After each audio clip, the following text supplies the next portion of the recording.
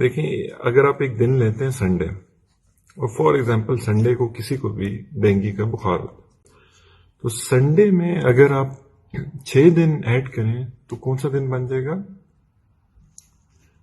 Saturday.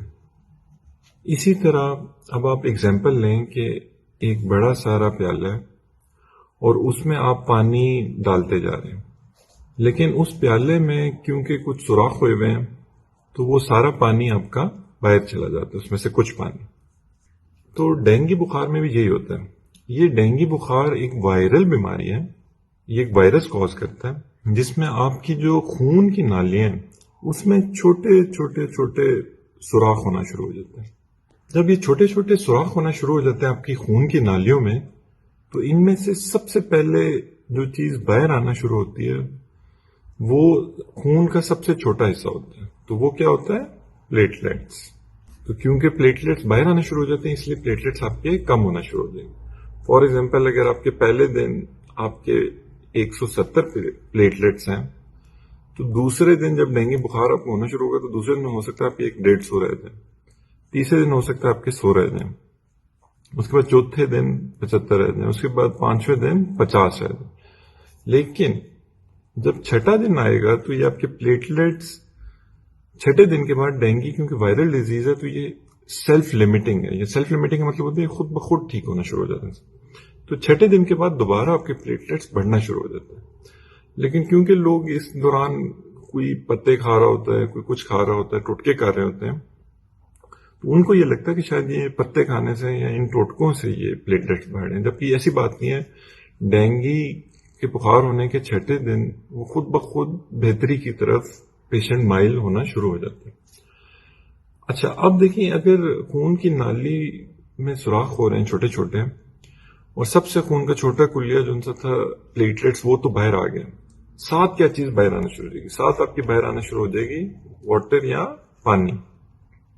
اب لوگ کیا کرتے ہیں کہ لوگ اپنا تمام فوکس رکھ دیتے ہیں پلیٹلیٹس پہ، جبکہ اصل جو آپ کا فوکس ہونا چاہیے وہ ہونا چاہیے واٹر پہ، کیونکہ یہ سب سے ڈینجرس چیز ہے۔ دیکھیں اگر آپ کے پلیٹلیٹس خون میں کم ہو بھی جائیں نا تو اس سے کوئی فرق اس طرح نہیں پڑ رہا ہوگا کہ آپ کے جسم پورے میں کہیں پہ بھی خون نہیں نکل رہا، تو یہ ان کی کمی آپ کو کوئی کسی طرح تنگ نہیں کرے گی۔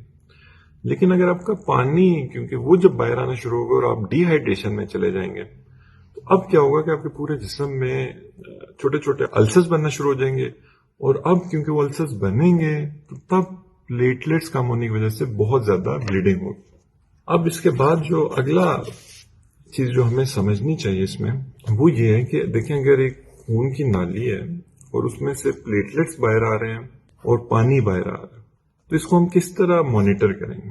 پلیٹلیٹس کا تو آپ کو پتا ہے کہ آپ سمپل اس میں بلڈ سی پی کرا لیں گے، لیکن جو آپ کا پانی باہر آ رہا ہے اس کو آپ کس طرح مانیٹر کریں گے؟ اس میں سب سے پہلے آپ اس کا بلڈ پریشر دیکھتے رہیں گے پیشنٹ کا کہ وہ تو نہیں، اس میں تو نہیں فلکچویشنز آ رہی، وہ ایک اسٹیٹ آف شاک میں تو نہیں جا رہا۔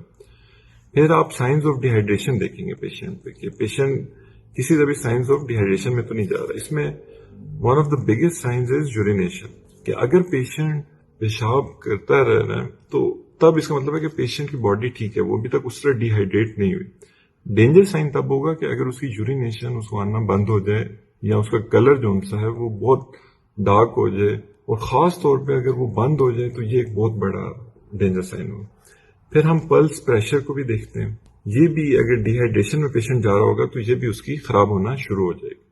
ساتھ ساتھ ہم واٹر کو کہ وہ جو باہر اسکیپ کر رہی ہے اس کو دیکھنے کے لیے کہ وہ کن کن کمپارٹمنٹس میں جا رہی ہے تو ہم الٹرا ساؤنڈ بھی اس پیشنٹ کے کراتے جائیں گے۔ اب ڈینگی کا ایک ہی ٹیسٹ ہے جو ڈینگی اسپیسیفک ٹیسٹ ہے، DS1 جسے آپ کہتے ہیں، یہ اب پہلے دن سے ڈینگی کے پازیٹیو ہو جاتا ہے، اور یہی سب سے یوزفل ٹیسٹ ہے کیونکہ باقی تمام ٹیسٹ ڈینگی ہونے کے کچھ عرصے بعد پازیٹیو ہوتے ہیں۔ اب آپ نے کرنا کیا ہے؟ دیکھیں اب آپ نے گھبرانا اس میں اس طرح نہیں ہے کہ آپ سمپلی آپ فوکس کریں گے پیشنٹ کو کس طرح میکسیمم ری ہائیڈریٹ کر سکتے ہیں اور کس طرح آپ اس کو ڈی ہائیڈریٹ ہونے سے بچا سکتے ہیں۔ یہ آپ کا سب سے امپورٹنٹ پوائنٹ ہے، کیونکہ اگر آپ اس کو ڈی ہائیڈریٹ نہیں ہونے دیں گے تو اس کو السر نہیں بنیں گے، السر نہیں بنیں گے تو اس کے بلیڈنگ پوائنٹس نہیں ہونا شروع ہو جائیں گے، اور اگر اس کی بلیڈنگ نہیں شروع ہو جائے گی پورے باڈی میں تب یہ جو پلیٹلیٹس کم ہو بھی رہے ہیں اس سے کچھ مسئلہ نہیں ہوگا۔ تو یہ ایک بالکل بیسک کانسیپٹ ہے کہ ڈینگی کیوں ہوتا ہے اور کیوں. اور پھر آپ یہ بھی دیکھیں کہ یہ چھٹے دن آپ کے ڈینگی بخار خود بخود جب آپ کو ہوا اس کے چھٹے دن یہ خود بخود یہ بہتری کی طرف پیشنٹ آپ کا ہونا شروع ہو جائے گا. تو اس کی کوئی خاص ٹریٹمنٹ نہیں ہے, کوئی ویکسین نہیں ہے, کوئی ایسی دوائی نہیں ہے جو ڈینگی کے خلاف کام کرے. ہم نے بس پیشنٹ کا جو واٹر لیول ہے, جو اس کی ہائیڈریشن لیول ہے, اس کو مانیٹر کرتے رہنا ہے کہ وہ اس کا کمپلیٹلی ٹھیک رہے. اگر آپ کو یہ ویڈیو اچھی لگی ہے تو اس کو پلیز شیئر ضرور کیجیے گا تاکہ آج کل ڈینگی بہت زیادہ پھیلا ہوا ہے, لوگوں کو پتا ہو کہ یہ ڈینگی ہوتا کیوں ہے, اور یہ کہ اس میں ایک بہت زیادہ خوف و ہراس کی ہوا بھی ہے. تو وہ بھی لوگوں کو جب آئیڈیا ہوگا کہ یہ ہوتا کیوں ہے تو وہ اس کو اچھی طرح مینج کر سکتے ہیں اس پیشنٹ کو. باقی آپ نے یہ اپنے ذہن میں رکھنا ہے کہ اگر ڈینگی آپ کو ہوتا ہے تو آپ نے ایک ڈاکٹر اور ایکسپرٹ اوپینین لینی ہے جا کے, تاکہ آپ کو وہ جو مینجمنٹ بتائیں پھر آپ نے اس کے مطابق اس کو فالو کرتے رہیں. تو اگر آپ کو ویڈیو اچھی لگی تو آپ پلیز ہمارے جو یوٹیوب چینل ہے اس کو بھی ضرور سبسکرائب کیجیے گا تاکہ ہم اس طرح کی اور یوزفل ویڈیوز آپ کے لیے بنا سکیں. Thank you so much.